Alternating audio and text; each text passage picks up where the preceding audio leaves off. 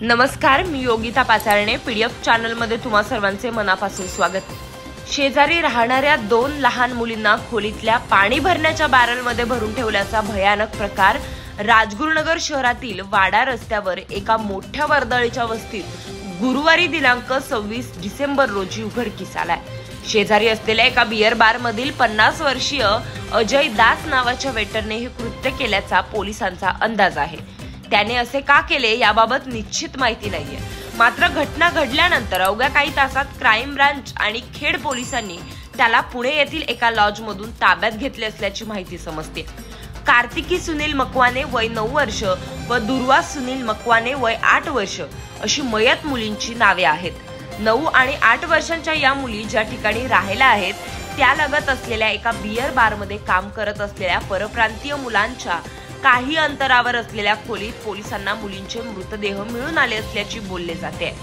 या मुली बुधवारी दुपारी 12-1 वाजता खेळताना गायब झाल्यावर शोध घेण्यात आला. मात्र मुली सापडल्या नसल्याने पालकांनी संध्याकाळी खेड पोलिसांमध्ये हरवल्याची तक्रार केली. दोघी सख्या बहिणी असून बाहेर गावाहून मोलमजुरीसाठी आलेल्या कुटुंबातील या मुली असल्याचे समजते. हरवलेल्या मुलींचा तपास करताना खबऱ्यामार्फत माहिती मिळाली. त्यानुसार खेड पोलिसांनी मुलींच्या कुटुंबाचे वास्तव्य असलेल्या व बारमध्ये काम करणाऱ्या मुलांच्या वरच्या खोलीची झडती घेतली. त्यावेळी अवघे गुडघाभर पाणी असलेल्या एका बॅरलमध्ये भरून ठेवलेल्या दोन्ही मुली मृत अवस्थेत मिळून आल्या असे सांगण्यात आले. दोघींचे मृतदेह चांडोली ग्रामीण रुग्णालयात शवविच्छेदनासाठी नेण्यात आले. हरवलेल्या तक्रारीची शहानिशा करताना दोन्ही मुली मयत स्वरूपात मिळून आल्या. सखोल चौकशी सुरू आहे असे पोलीस निरीक्षक प्रभाकर मोरे यांनी सांगितले. मुलींवर अत्याचार झाले की कोणत्या अजून कारणांवरून आरोपीने हे कृत्य केले याबाबत लगेच सांगता येणार नाही असेही पोलीस म्हणाले. गंभीर गुन्हा असल्याने पोलिसांची लगेच माहिती देण्यास नकार केला. तपास सुरू असल्याने खून का करण्यात आला याची अजूनही कोणतीही माहिती पोलिसांना दिलेली नाहीये.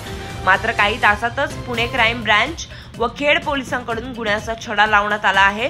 मयत मुलीचे वडील राजगुरुनगर लगतच्या सातकरस्थळ ग्रामपंचायतीत साफसफाई कर्मचारी असून पत्नी मोलमजुरी करते.